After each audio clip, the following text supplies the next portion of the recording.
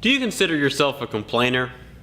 I would have said no before delving into this study and taking notice of all my thoughts and words. I found that complaining is a universal problem.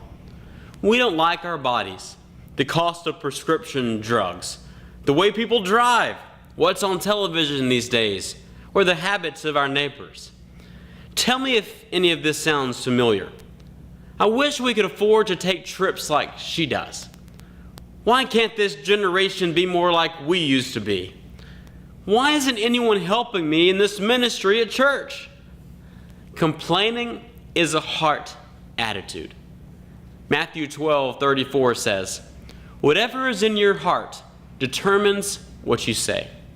So complaining words flow out of a complaining heart. Now, at the end of our study last week, we saw that the Israelites were breaking their camp in the Sinai wilderness, where they had been for over a year. God had kept them in one place so that they could prepare for their journey. But now, they're finally on the move. Now, just 3 days after they get moving, they get complaining. Now, I wish this was something new, but this isn't the first time that they've been complaining. Just 3 days after the Israelites were delivered through the Red Sea, they complained bitterly about their thirst. We find, once again, history repeating itself. And once again, 3 days after leaving Sinai, they're at it again. In Numbers chapter 11, verses 4 through 6, we hear this. "The rabble with them began to crave other food. And again the Israelites started wailing and said, 'If only we had meat to eat. We remember the fish that we ate in Egypt at no cost. Also the cucumbers and the melons, the leeks, the onions and garlic. But now we've lost our appetite. We never see anything but this manna.'" Now this word rabble probably meant the foreigners, and it's probably talking about foreigners who left Egypt with the Israelites. Perhaps they had been fellow slaves or were concerned with the unstable political landscape that obviously would have happened after the plagues. Possibly they were in awe of this God who could perform such amazing wonders, and they just wanted to be a part of settling in his promised land. Whoever they were, they started complaining about the manna, and all the other Israelites soon found themselves joining right on in. God had helped them in incredible ways, but they were saying, "God, I know you got us out of slavery, but we're not content with your provision. We don't like the food or the length of time it is taking us to get where we're going." As the foreigners among the Israelites began to crave the things of Egypt, the Israelites themselves seemed to be catching the complaining bug. Now, I don't know about you, but in my experience, complaining seems to be contagious. I can be perfectly content about something, and then all of a sudden, someone starts complaining, and I just can't help myself but to join right in. I have a friend whose parents worked inside of a church. They worked there all the different ages that he was growing up, and he talked about how his mom would come home all the time complaining about the church. Either it was the pastor or a church member or whatever it was, they were always complaining. I don't think it's any wonder today that my friend doesn't go to church anymore. Now, I have another friend whose dad was a pastor. And he said in all the years that he was growing up, his parents never talked negatively about the church or anyone in front of him.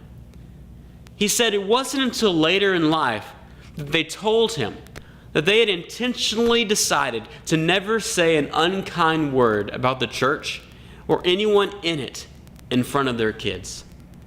And is it any wonder that that kid is now a preacher himself? But I don't think we should be too hard on the wandering Israelites. Most of the things we complain about are inconveniences or irritations too. If I had to eat the same meal every night in a row for a year, even if it was one of my absolute favorites, I think I would probably be complaining too. Do you know the antidote, though, to complaining? It's contentment. The Hebrew word often used in the Old Testament for contentment, male, is sometimes translated satisfied, fulfilled, or complete. It means to be filled or to be full. When we are satisfied, we aren't longing for more. Instead, we are content with what we have. Charles Spurgeon, a great English preacher in the 1800s, said this: "You say, if I had a little more, I should be very well satisfied. But you make a mistake," he says. "If you're not content with what you have, you would not be satisfied if it were doubled." We often find ourselves wishing for just a little more. Marketing loves to target us, wooing us to be dissatisfied with our homes, with our bodies, or with our relationships. Someone wants to sell us something that will give us the promise of more. But getting what we think will satisfy our longings can actually have the opposite effect.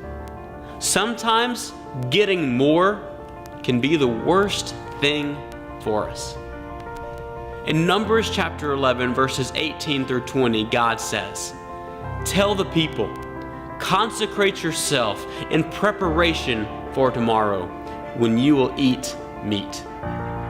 The Lord heard you when you wailed, 'If only we had meat to eat. We were better off in Egypt.' Now the Lord will give you meat, and you will eat it. You will not eat it for just 1 day, or 2 days, or 5, 10, or 20 days, but for a whole month, until it comes out of your nostrils and you loathe it, because you have rejected the Lord who is among you, and have wailed before him, saying, 'Why did we ever leave Egypt?'" This is so often how God works. It isn't so much that God doesn't give us what we asked for, but he often gives us exactly what we asked for, even if only to teach us a lesson. And the lesson is this: the only thing that will ultimately fulfill us is God himself. So this week, pay attention to the complaints that come out of your mouth. Who are you speaking to? Who are you influencing with your negative thoughts? And then try practicing contentment. When you're surrounded by the noise around you for more, remember that more can often lead to a worse place than you are now. Because the only thing that will fill our craving is the love of God.